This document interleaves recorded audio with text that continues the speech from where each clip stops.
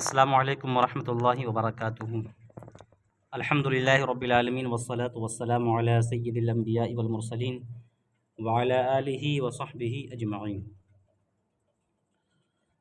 باب العلم انواریہ educational society اور جامعہ انواریہ حیدرآباد کے زیر اہتمام درس مشکوٰۃ المصابیح کا یہ سلسلہ جاری ہے۔ آج حدیث نمبر 122 پہ گفتگو ہوگی، جو حدیث حضرت ابی بن کعب رضی اللہ تعالیٰ عنہ سے مروی ہے۔ اس سے پہلے حضرت ابی بن کعب کا تذکرہ آ چکا ہے۔ آپ قرائے صحابہ میں سے ایک ہیں، اور جن چند حضرات نے عہد رسالت میں حفظ قرآن کی سعادتیں حاصل کی تھیں، ان میں ایک نمایاں نام آپ کا بھی آتا ہے۔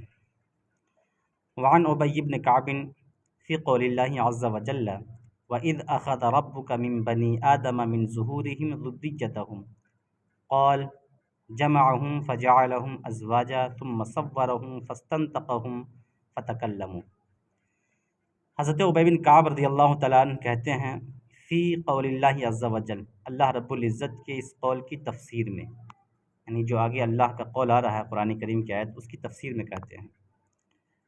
ظاہر سی بات ہے کہ حضرت ابی بن کعب یہ تفسیر جو انہوں نے کی ہیں، یہ نبی کریم صلی اللہ تعالیٰ علیہ وسلم سے ضرور سنی ہوں گی، اس لیے کہ حدیث کے جو الفاظ ہیں اور جو یہ تفسیر ہے، اس سے اندازہ یہی لگایا جا سکتا ہے کہ ابی بن کعب کی یہ اپنی ذاتی بات نہیں ہوگی، بلکہ انہوں نے نبی مکرم صلی اللہ تعالیٰ علیہ وسلم کی زبان مبارک سے ضرور سماعت کیا ہوگا۔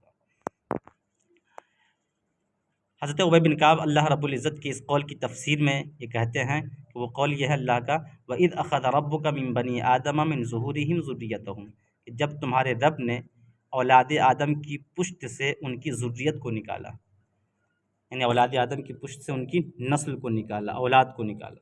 قال، ابی بن کعب کہتے ہیں تو پھر اللہ نے فرمایا ابی بن کعب کہتے ہیں جمعہم، پھر اللہ نے ان تمام ذریت کو جمع فرمایا، فجعلہم ازواجا، پھر ان تمام کے جوڑے بنائے، نہیں مذکر الگ مؤنث، ایسے ہی مومن، کافر، فاسق، متقی، مطلب اس طرح کے بھی جوڑے، مذکر مؤنث کے علاوہ بھی اس طرح کے جوڑے مراد ہو سکتے ہیں۔ ثم صورہم، پھر ان تمام ذریت کی تصویر کشی فرمائی، یعنی سب کی شکل و صورت، کسی کو گورا بنایا، کسی کو کالا، کسی کو سانولا، طرح طرح کی رنگتیں اور ڈیزائن سب کے الگ الگ، اس طریقے سے سب کی تصویر کشی کی گئی۔ فاستنطقہم، پھر انہیں قوت گویائی دی گئی، یعنی تصویر بنانے کے بعد قوت گویائی دی گئی۔ فتکلموا، تو وہ سب کے سب بولنے لگے، یعنی جتنی ذریت تھی سب کی گویا کی طرف تخلیق ہوئی، تصویر کشی ہوئی، قوت گویائی عطا کی گئی۔ فتکلموا، پھر بولنے لگے۔ جب بولنے لگے تب اللہ رب العزت نے کیا کیا، ثم اخذ علیہم العہد والمیثاق، پھر اللہ نے ان تمام ذریت سے عہد و میثاق کو لیا، یعنی یوں ہی نہیں لے لیا، بلکہ پہلے تخلیق کے بعد تصویر کشی ہوئی، قوت گویائی دی گئی، بولنے پر جب قادر ہو گئے اس کے بعد عہد و میثاق لیا گیا۔ اسی وجہ سے شریعت اسلامیہ میں بھی اسلامی احکام اس وقت نافذ ہوتے ہیں جب بندہ بالغ ہو جائے، باشعور ہو جائے، ہوش کے ناخن لے لے، اس کے بعد جو ہے اس پر اسلامی احکام و قوانین نافذ ہوا کرتے ہیں۔ وَأَشْهَدَهُمْ عَلَىٰ أَنفُسِهِمْ أَلَسْتُ بِرَبِّكُمْ، ان سے عہد و میثاق لیا تو اس کا تذکرہ قرآن کریم کی آیت میں موجود ہے، اور پھر ان تمام ذریت کو ان کے نفس پر گواہ بنایا، یعنی جتنی نسلیں تھیں، جتنے اولاد تھے، سب کو ان کے اپنے نفس پر گواہ بنا دیا کہ یہ تمہارے اعضاء و جوارح یہ خود گواہ ہیں کہ تم نے اللہ رب العزت سے کیا عہد و پیمان لیا ہے۔ یہی وجہ ہے کہ کل قیامت کے دن ہمارے تمام اعضاء و جوارح رب کی بارگاہ میں شہادت دیں گے، گواہی دیں گے۔ آنکھیں گواہی دیں گی، انہیں زبان اور گویائی دے دی جائے گی۔ زبان خود گواہی دے گا کہ ہمارے ذریعے سے کس طرح کی بولیاں بولی گئی ہیں۔ ہاتھ خود گواہی دے گا کہ اس کے ذریعے سے کہاں غلط، کس مظلوم کو ستایا گیا ہے۔ پاؤں الگ گواہی دیں گے، تمام اعضاء و جوارح گواہی دیں گے۔ وَأَشْهَدَهُمْ عَلَىٰ أَنفُسِهِمْ، اور خود ان کی ذات پر ان کو گواہ بنایا۔ الست بربکم، وہ عہد و میثاق کیا تھا؟ کیا میں تمہارا رب نہیں ہوں؟ قالوا، تو تمام ذریت نے کہا بلا، کیوں نہیں؟ قال، پھر رب نے فرمایا فإنی أشہد علیکم السماوات السبع والأرضین السبع، میں تم پر ساتوں آسمان اور ساتوں زمین کو گواہ بناتا ہوں۔ تم خود تو گواہ ہو ہی، تم اپنی ذات پر تو گواہ ہو ہی، اس کے علاوہ ساتوں آسمان اور ساتوں زمین بھی اس جملے پر گواہ ہیں کہ تم نے ہمیں اپنا رب تسلیم کیا ہے۔ ساتوں آسمان اور ساتوں زمین، ساتوں آسمان اور زمین سے مراد کیا ہے؟ یا تو یہ بھی ہو سکتا ہے کہ ساتوں زمین و آسمان کی مخلوق گواہ ہوں، یا خود ساتوں آسمان اور ساتوں زمین گواہ ہوں، دونوں مراد ہو سکتے ہیں، لیکن زیادہ مناسب یہ ہے کہ خود آسمان اور زمین اس کی شہادت دیں گے۔ وَأُشْهِدُ عَلَيْكُمْ أَبَاكُمْ آدم، اور میں تم پر تمہارے باپ آدم کو بھی گواہ بناتا ہوں۔ یعنی تین شہادتیں ہو رہی ہیں اس جملے پر، الست بربکم۔ تو سب نے جو جواب دیا تھا کیوں نہیں، تو ہمارا رب ہے، خود اس کی ذات گواہی دے گئی، ساتوں آسمان و زمین گواہی دے رہے ہیں، اور خود تمام ذریت کے جو باپ ہیں حضرت آدم علیہ السلام، ان کو بھی گواہ بنایا گیا ہے۔ یہ کیوں گواہ بنایا گیا ان سب کو؟ کہتے ہیں ان تقولوا یوم القیامہ، اس وجہ سے کہ گواہ بنایا گیا ہے کہ تم قیامت کے دن یہ نہ کہہ پاؤ لم نعلم بہذا، ہمیں اس بارے میں تو کوئی یقین معلوم ہی نہیں تھا کہ ہمارا کوئی رب بھی ہے، ہمارا کوئی معبود بھی ہے جو یکتا ہے، تنہا ہے، صمد ہے، بے نیاز ہے، جس کی ہمیں عبادت اور پرستش کرنی ہے، جس کی ہمیں عبادت کرنی ہے، تو اس بارے میں ہمیں خبر نہیں، یہ تم یہ نہ کہہ سکو قیامت کے دن۔ وَاعْلَمُوا، اور اس بات کا یقین کر لو، جان لو کہ انَّهُ لَا إِلَٰهَ غَيْرِي، کہ میرے سوا کوئی معبود نہیں ہے، کوئی عبادت کے لائق نہیں، وَلَا رَبَّ غَيْرِي، اور میرے علاوہ کوئی رب بھی نہیں ہے، وَلَا تُشْرِكُوا بِي شَيْئًا، تو میرے ساتھ کسی چیز کو شریک نہ ٹھہراؤ۔ یہی تو مقصود ہے، رب کو ایک جانو، رب کو ایک مانو، اس کے علاوہ کسی اور کی پرستش، کسی اور کی عبادت، کسی اور کو خدا کا شریک نہ جانو۔ اس کے بعد گواہ بنانے کے بعد پھر کیا کہا گیا؟ انی سأرسل علیکم رسولی یذکرونکم عہدی ومیثاقی، بے شک میں تمہارے درمیان اپنے رسول بھیجتا رہوں گا، یذکرونکم عہدی ومیثاقی، جو میرا عہد و پیمان تمہیں یاد دلاتے رہیں گے۔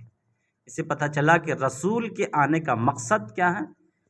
اس عہد الست کی یاد تازہ کرائی جائے جو ہر بندے نے رب کے سامنے کیا تھا کہ پروردگار تو ہمارا رب ہے، تو ہی ہمارا معبود ہے، تیرے سوا کوئی رب نہیں۔ تو رسول کے آنے کا مقصد یہی ہوا کرتا ہے کہ عہد الست کی یاد تازہ کرائی جائے، جو بندے غافل ہو چکے ہیں ان غافلین کو اس موقع اور محل کی یاد تازہ کرائی جائے۔ اس لیے تذکیر ہر بندے کی جانی چاہیے۔ وَأُنزِلَ عَلَيْكُمْ كُتُبِي، اور تمہارے بیچ اپنی کتابیں نازل کروں گا۔ تو اللہ رب العزت نے کئی کتابیں نازل فرمائیں، کئی صحیفے اترے، 100 صحیفے اتارے گئے، اور کسی نبی کو کئی صحیفے دیے گئے، اور پھر اسی درمیان جو ہے اسی کے بعد پھر حضور صلی اللہ تعالیٰ علیہ وسلم پر قرآن کریم نازل کیا گیا، جس میں ہر چیز کی وضاحت ہے، ہر چیز کا بیان ہے، عہد الست کی یاد تازہ کرائی گئی اس کے ذریعے سے بھی۔ تو اللہ رب العزت نے کیا فرمایا؟ میں تمہارے درمیان رسول بھیجتا رہوں گا جو میرے عہد و پیمان کی یاد دلاتا رہے، اور تم پر میں اپنی کتابیں نازل کرتا رہوں گا۔ اب سوال یہ پیدا ہوتا ہے کہ انبیاء کا زمانہ تو ختم ہو گیا نا، ایسی کتابیں آنا بند ہو گئیں، تو اب آج جو جنریشن ہے، آج جو لوگ ہیں، ان کے لیے کیا ہے؟ تو دیکھیے، ایک ہے رسول کا زمانہ اور ایک ہے زمانہ نبوت، دونوں میں فرق ہے۔ رسول کا زمانہ تو وہ ہے کہ جس میں خود رسول ظاہری زندگی کے ساتھ ہوں، وہ زمانہ رسالت، وہ زمانہ رسول کہلاتا ہے۔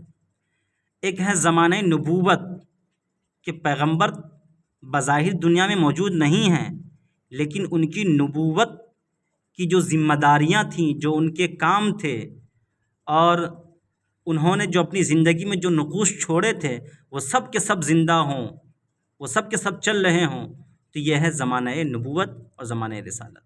گویا آج بھی ہم زمانہ نبوت میں ہے، اگرچہ زمانہ رسول ہمارے درمیان نہیں ہے۔ تو جو کچھ بھی ایسے کتاب ہے اور جو بھی انبیاء کے وارث ہوئے ہیں، وہ سب کے سب ہمارے لیے اس لیے ہیں کہ تاکہ وہ ہمیں عہد الست کی یاد تازہ کراتے رہیں۔ تو آج بھی ہم کہیں نہ کہیں زمانہ نبوت کے اندر ہیں۔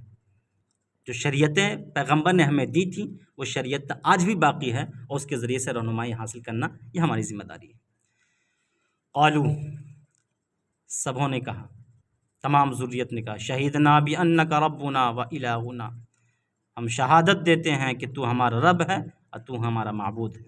لا رب لنا غیرک، تیرے علاوہ ہمارا کوئی رب نہیں، ولا الہ لنا غیرک، اور نہ تیرے علاوہ ہمارا کوئی الہ ہے، کوئی معبود ہے۔ فاقروا بذلک، تمام ذریت نے اس وقت اس بات کا اقرار کیا کہ تو ہی ہمارا رب ہے، تو ہی ہمارا معبود ہے۔ جب یہ اقرار کا معاملہ ختم ہو گیا نا، ورفع علیہم آدم علیہ السلام ینظر الیہم، تو ورفع علیہم آدم، تو آدم علیہ السلام کو اوپر اٹھایا گیا، ان تمام لوگوں کے اوپر، یعنی اونچائی کی، تاکہ اوپر سے دیکھ سکے۔ ورفع علیہم آدم علیہ السلام کو اوپر اٹھایا گیا، ینظر الیہم، تاکہ وہ ان تمام ذریت کو مشاہدہ کریں، دیکھیں اپنی آنکھوں سے۔ یعنی سب نیچے تھے، حضرت آدم کو اوپر اٹھایا گیا تاکہ اوپر سے مشاہدہ کر سکے تمام ذریت کا، یہ مراد ہے۔ فرأى الغنی والفقیر وحسن الصورۃ ودون ذلک، تو آدم علیہ السلام نے تمام ذریت کو دیکھا، تو کسی کو غنی دیکھا، کسی کو فقیر دیکھا۔ فرأى الغنی والفقیر، تو ان ذریت میں سے غنی دیکھا، فقیر دیکھا، وحسن الصورۃ، خوبصورت حسن و جمال والا دیکھا، ودون ذلک، اور کم خوبصورتی والے چہروں کو بھی دیکھا۔ فقال، تو حضرت آدم عرض گزار ہوئے، ربی لولا سویت بین عبادک، اے میرے رب تو اپنے بندوں کو یکساں اور برابر کیوں نہ پیدا کیا، کہ کسی کو مالدار، کسی کو فقیر، کسی کو خوبصورت، کسی کو بدصورت بنایا، ایسا کیوں؟ اے میرے رب تو نے اپنے بندوں کو برابر کیوں نہ بنایا؟ قال، اللہ نے ارشاد فرمایا، انی احببت ان اشکرا، میں یہ پسند کرتا ہوں کہ میرا شکر ادا کیا جائے، میرا شکر بجا لایا جائے، میں یہ چاہتا ہوں کہ لوگ میرا شکر ادا کریں۔ یہ شکر کیسے ہوگا؟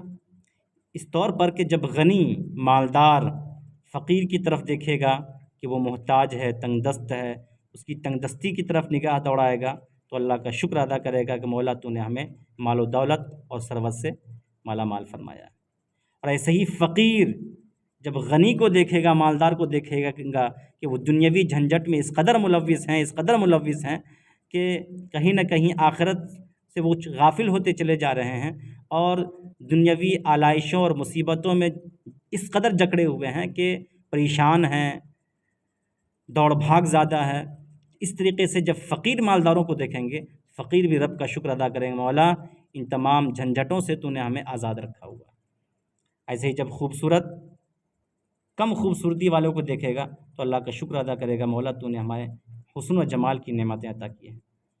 اور جب بدصورت خوبصورت کو دیکھ کر کے کیسے شکر ادا کرے گا؟ وہ اس طور پہ کہ جب جو کم خوبصورتی والے ہوں گے، جب خوبصورت چہرے والوں کو دیکھیں گے اور اس کے وبال کو دیکھیں گے کہ اس خوبصورتی کا کتنا ناجائز فائدہ اٹھا رہا ہے، تو اللہ کا شکر ادا کریں گے، مولا تو نے ہمیں جیسا بنایا ہے وہ بہتر بنایا ہے، تاکہ ہم خوبصورتی کے وبال سے تو بچے ہوئے ہیں نا۔ تو سب ایک دوسرے کا شکر ادا کریں گے، سب جو ایک دوسرے کو دیکھ کر کے رب کا شکر ادا کریں گے۔ فقال، تو رب نے کیا فرمایا؟ انی احببت ان اشکر، میں یہ چاہتا ہوں کہ میرا شکریہ ادا کیا جائے۔ اچھا، اسی سے مانن وہ حدیث بھی ثابت ہو جا رہی ہے، جس میں یہ ہے کہ اللہ رب العزت نے ارشاد فرمایا میں نے چاہا کہ لوگ مجھے جانیں، اس لیے میں نے خلق کو پیدا کیا، انسانوں کو پیدا کیا، مخلوقات کو پیدا کیا، تاکہ لوگ میری معرفت حاصل کریں، مجھے جان سکیں۔ حضرت ابن عباس رضی اللہ تعالیٰ عنہ نے اس آیت کی تفسیر وما خلقت الجن والانس الا لیعبدون کی تفسیر میں فرمایا لیعرفون، تاکہ لوگ میری معرفت حاصل کریں، مجھے جان سکیں، مجھے پہچان سکیں۔ تو مانن جو ہے یہ حدیث بھی صحیح ہو جا رہی ہے۔ وراء الانبیاء، اور پھر حضرت آدم نے پہلے کن کو دیکھا؟ پوری ذریت کو دیکھا، انہی ذریت میں انبیاء کو بھی دیکھا، وراء الانبیاء فیہم، انہی میں انبیاء کو دیکھا، مثل السروج علیہم النور، جو انبیاء چراغ کی مانند تھے، جن پر نور تھا، وہ تمام انبیاء چراغ کی طرح تھے اور سورج نور کی طرح چمک رہے تھے۔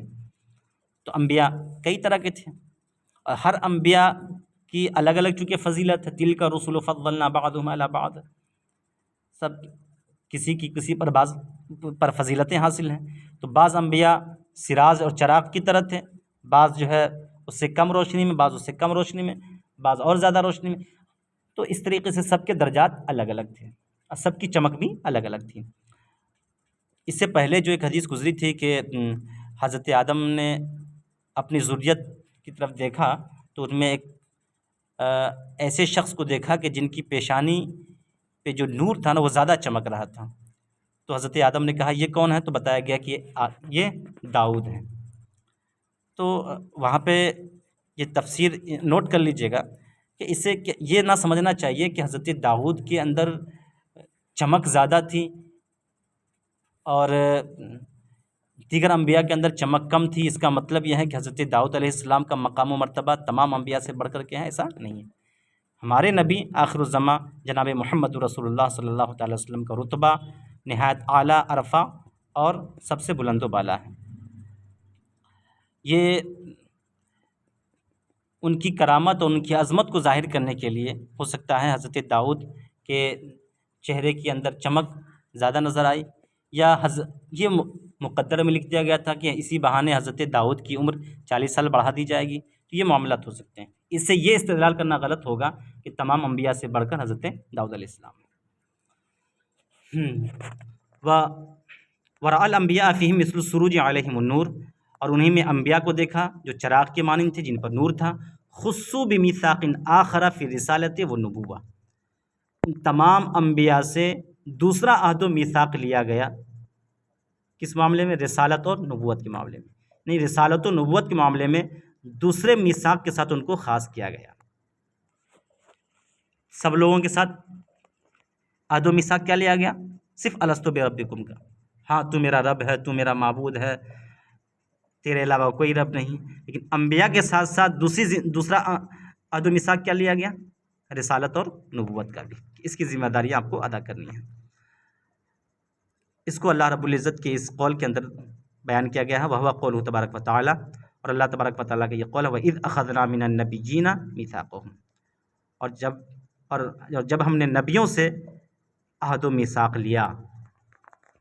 یہ پوری تفصیل موجود ہے سورہ احزاب کی آیت نمبر 7 میں اخیر تک، وعیسی ابن مریم تک۔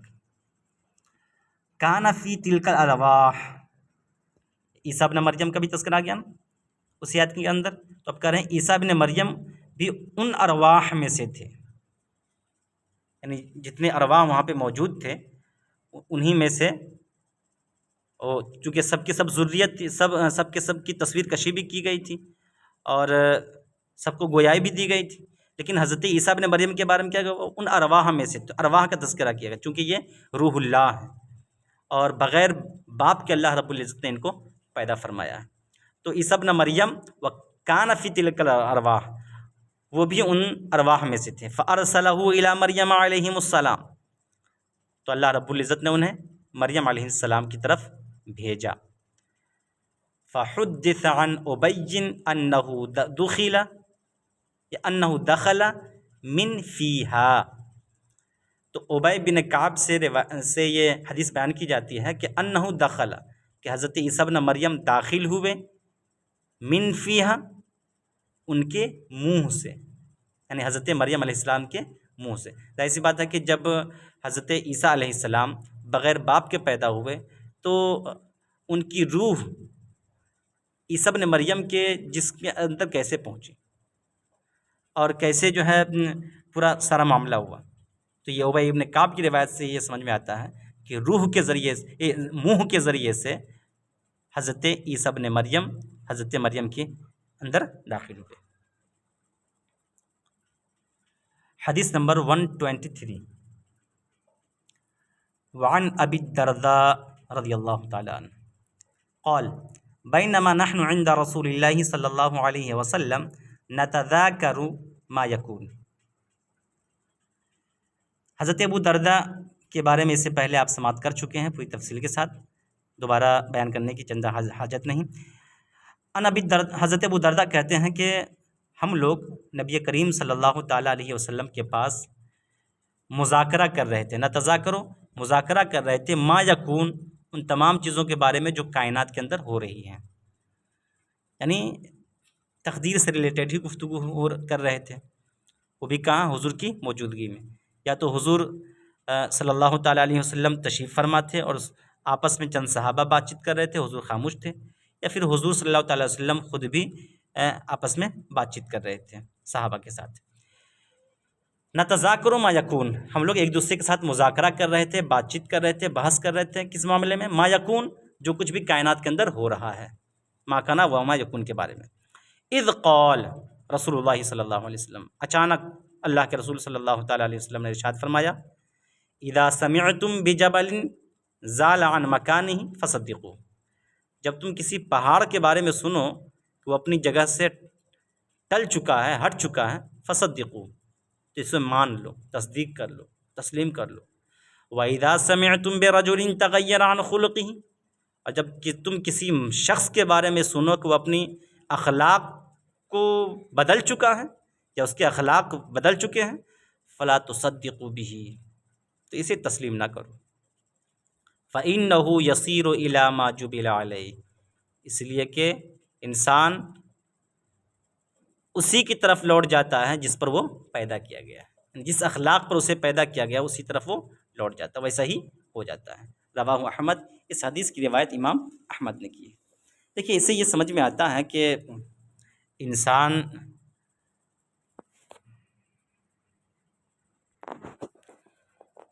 اس کی دو حالتیں ہوتی ہیں، ایک ہے ذاتی اور ایک ہے وصفی۔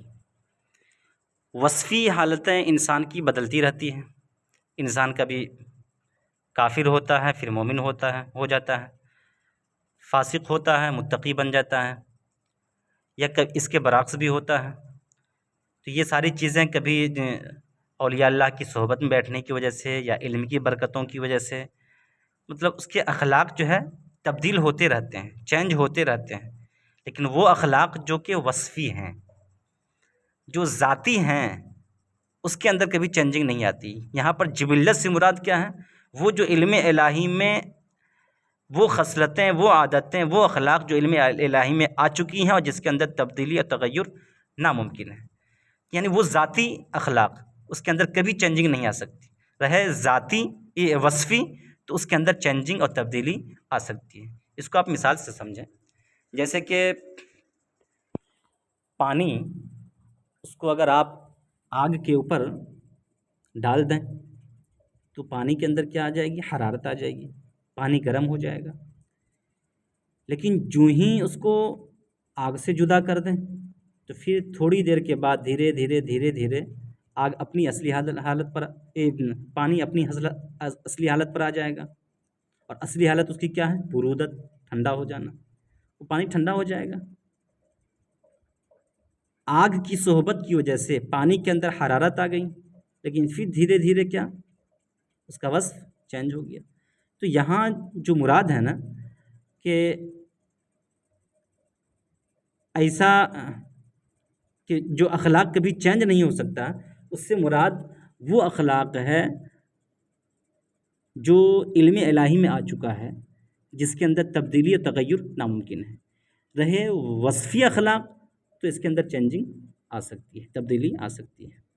اب آپ کہیں گے کہ صوفیہ کا مقصد اور صوفیہ کا دار و مدار تو اخلاقیات ہی پر ہے، تصوف نام ہی اخلاق کا ہے، وہ لوگ تو لوگوں کے اخلاق کی تبدیلی ہی کے لیے جد و جہد کرتے ہیں اور کوششیں کرتے ہیں۔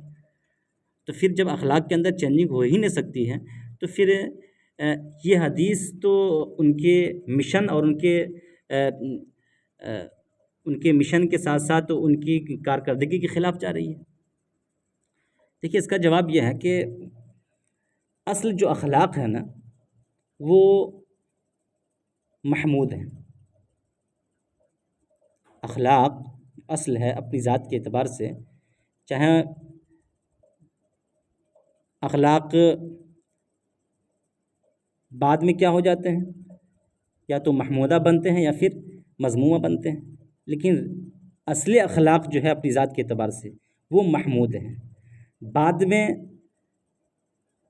آدمی اگر اعتدال پر رہا تو وہ اخلاق محمودہ ہی رہ جاتا ہے، اور اگر حد اعتدال سے ہٹ گیا تو پھر وہ مذموم ہو جاتا ہے۔ اس کو یوں سمجھیں جیسے کہ ایک سخی ہے، سخاوت یہ نہایت اعلیٰ اخلاق ہے، اور سخاوت کا مطلب ہی ہوتا ہے جو اسراف اور بخل سے کیا ہو کہ بیچ بیچ کی چیزیں۔ سخاوت میں نہ اسراف پایا جاتا ہے اور نہ ہی بخل پایا جاتا ہے، ان دونوں کے درمیان بیچ کی چیز کا نام کیا ہے؟ سخاوت ہے۔ اب اگر کوئی بندہ یا تو بخل کرنے لگے یا اسراف کرنے لگے تو اب وہ اخلاق والی صفت اس کے اندر اخلاق محمودہ نہیں پائی جائے گی، بلکہ اب وہ کیا ہو گئی؟ مذمومہ۔ یعنی صوفیہ کا کام جو ہوتا ہے نا وہ لوگوں کو حد اعتدال پر رکھنا ہوتا ہے، افراط و تفریط سے لوگوں کو پاک کرنا ہوتا ہے، اور اس کے اندر جو اخلاق ہیں، جو خوبیاں ہیں، اس کو ماڈریٹ کرنا ان کا مقصد ہوتا ہے، بیچ میں لانا اس کا مقصد ہوا کرتا ہے۔ تو ان کا اصل مقصد یہی ہے، تو اس سے حدیث پر کوئی تعارض واقع نہیں ہوگا۔ اس حدیث کی روایت امام احمد ابن حنبل نے کی ہے۔ اب آ جائیں حدیث نمبر 124۔ وعن ام سلمہ قالت یا رسول اللہ لا يزال يصيبك في كل عام وجع من الشأة المسمومة التي أكلت۔ حضرت ام سلمہ یہ حضور صلی اللہ تعالیٰ علیہ وسلم کی بیوی ہیں، آپ کا اصل نام ہند بنت ابی امیہ ہے، ہند بنت ابی امیہ۔ آپ کا نکاح اس سے پہلے ابو سلمہ سے ہوا تھا، جن کا انتقال 4 ہجری میں ہو گیا تھا۔ تو اسی 4 ہجری میں ماہ شوال کے اخیر میں حضور صلی اللہ تعالیٰ علیہ وسلم نے آپ سے نکاح فرمایا، اور آپ مدینہ منورہ میں وفات پائی۔ تقریباً اس وقت آپ کی عمر 84 سال تھی، اور جس سال آپ کا انتقال ہوا وہ سن 59 ہجری چل رہی تھی۔ تو یہ حضرت ام سلمہ ہیں جو ازواج مطہرات میں سے ہیں۔ وہ بیان کرتی ہیں، کیا کرتی ہیں؟ اے اللہ کے رسول، لا یزال یصیبک فی کل عام، ہر سال آپ کو وہ مصیبت، درد کی وہ مصیبت آ جاتی ہے، من الشأۃ المسمومہ، اس زہر آلود بکری کے کھانے کی وجہ سے، اس زہر آلود بکری کی وجہ سے، التی اکلتا، جسے آپ نے کھا لیا تھا۔ یعنی یہ واقعہ بہت مشہور ہے کہ جنگ خیبر کے موقع پر ایک یہودی عورت نے زہر آلود گوشت حضور صلی اللہ تعالیٰ وسلم کی بارگاہ میں پیش کیا، تو کئی صحابہ بھی کھا لیے، جس کی وجہ سے بہت سے صحابہ شہید ہو گئے، خود حضور نے بھی کھا لیا، لیکن اللہ کے فضل و کرم سے آپ بحیات رہے، زندہ رہے، لیکن ہر سال اس زہر کا اثر لوٹ آیا کرتا تھا۔ بعض محدثین فرماتے ہیں کہ خود حضور صلی اللہ تعالیٰ علیہ وسلم کا جو انتقال ہوا وہ اسی زہر آلود گوشت کے کھانے کا اثر تھا جو ہر سال عود کراتا تھا، گویا کہ آپ کو بھی شہادت کا درجہ ملا۔ تو حضرت ام سلمہ کہتی ہیں کہ ہر سال آپ کو درد کی وہ تکلیف لوٹ آتی ہے اس زہر آلود بکری کی وجہ سے جسے آپ نے کھا لیا تھا۔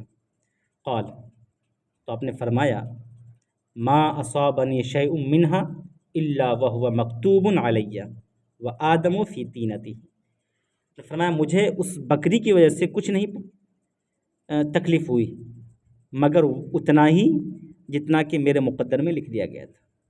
یعنی حضرت ام سلمہ سے آقا کریم صلی اللہ علیہ وسلم فرمایا ایسا نہیں ہے، اس بکری کا کوئی قصور نہیں ہے، بلکہ اللہ رب العزت نے میرے مقدر میں ایسا ہونا لکھ دیا تھا، اس لیے جو تکلیف ہمیں ہر سال مل رہی ہے نا، تو یہ اللہ رب العزت نے پہلے ہی سے ازل ہی سے ہمارے مقدر میں لکھ دیا تھا کہ یہ ہونا ہے، اس لیے ہم کسی پر کلام نہیں ڈال سکتے۔ یہی وجہ ہے کہ جب بھی کچھ معاملات ہوتے ہیں نا لوگوں کے درمیان، مان لیا جائے کسی نے سفر کیا اور اتفاق سے ایکسیڈنٹ ہو گیا، تو اب وہ شکوہ شکایت کرتے ہیں کہ سفر ہی نہ کرتے تو یہ معاملہ نہ ہوتا، یا تم نے یہ کام کیا اس لیے یہ کام ہو گیا۔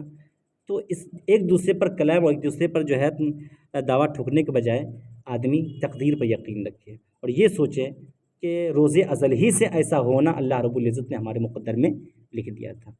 بہت سے معاملات ایسے ہوتے ہیں جس پر کہیں نہ کہیں ہم لوگوں کا عقیدہ اس حوالے سے کمزور نظر آتا ہے کہ جب بھی کوئی معاملات ہوتے ہیں اس معاملات کی وجہ سے آدمی پھنس جاتا ہے تو فوراً ایک دوسرے پر کلام ڈالنے لگتے ہیں، یہ سوچے سمجھے بغیر، یہ ذہن میں رکھے بغیر کہ اللہ رب العزت نے ایسا کرنا ہمارے مقدر میں لکھ دیا تھا۔ اس لیے حضور صلی اللہ علیہ وسلم نے حضرت ام سلمہ کو یہ سمجھاتے ہوئے فرمایا کہ ام سلمہ یہ جو تکلیف ہمیں ہو رہی ہے اس میں کسی کا قصور نہیں، نہ اس بکری کا، بلکہ اللہ رب العزت نے ایسا ہونا ہمارے مقدر میں ہی لکھ دیا تھا۔ دنیاوی اعتبار سے، ظاہری اعتبار سے تو یہ ایک ذریعہ اور وسیلہ بنی اس تکلیف کے پہنچانے کا، وہ یہودی عورت، لیکن ایسا اللہ نے پہلے سے میرے مقدر میں لکھ دیا تھا۔ ما اصابنی شیء منہا، جو کچھ بھی ہمیں تکلیف پہنچ رہی ہے، وہو مکتوب علیہ، یہ مجھے میرے مقدر میں لکھ دیا گیا تھا، وآدم فی طینہ، یہ اسی وقت لکھ دیا گیا تھا جب کہ آدم اپنی خمیر میں تھے، یعنی آب و گل کے درمیان ہی تھے، اس وقت آدم تیار بھی نہیں ہوئے تھے، جب ہی ہمارا مقدر لکھ دیا گیا تھا اور ہمارے مقدر میں اس طرح کی حرکات و سکنات بھی لکھ دیے تھے۔ رواہ ابن ماجہ، اس حدیث کی روایت ابن ماجہ نے کی ہے۔